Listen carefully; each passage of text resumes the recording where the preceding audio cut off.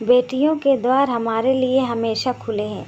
एक बार एक संपन्न परिवार में पति पत्नी आपस में सुखी जीवन के साथ अपना समय व्यतीत कर रहे थे।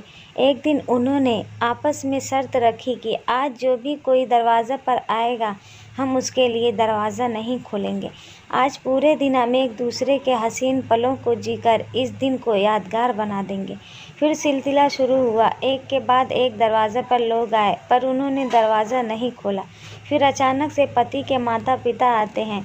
वह परेशान होता है कि कैसे दरवाज़ा खोलो। पत्नी के साथ शर्त रखी है और वो शर्त हारना नहीं चाहता था।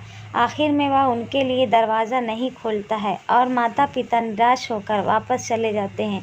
बेटा परेशान होता है कि आज ही शर्त रखी और आज ही माता पिता आए, अब वो क्या सोच रहे होंगे। कुछ ही देर बाद लड़की यानी उसकी पत्नी के माता पिता आते हैं। वह बिना सोचे समझे दरवाज़ा खोलकर अपने माता पिता को अंदर ले आती है। पति देखकर दंग रह जाता है लेकिन कुछ नहीं बोल पाता है। उसकी बीवी अपने माता पिता की खूब खातिरदारी करती है और फिर वो चले जाते हैं। फिर उसकी पत्नी बोलती है कि मुझे माफ़ कर देना, मैं अपने माता पिता को निराश नहीं देख सकती। वो मेरे घर से ऐसे ही लौट जाएं, मुझे अच्छा नहीं लगेगा।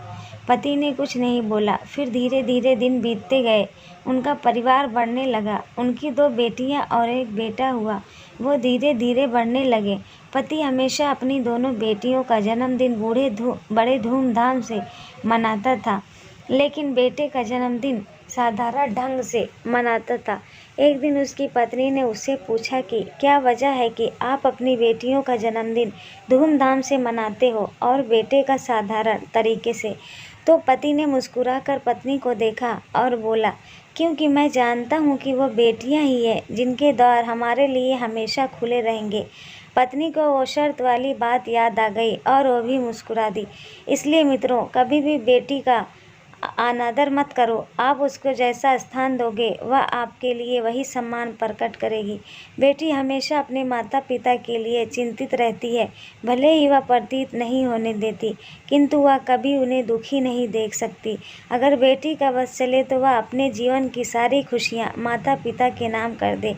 लेकिन इसका ये अर्थ बिल्कुल नहीं है कि बेटे ऐसा नहीं करते और हम उन्हें प्रेम ना करें। बस इतना ध्यान रखें कि बेटों की तरह बेटियों को भी प्रेम और सम्मान दें।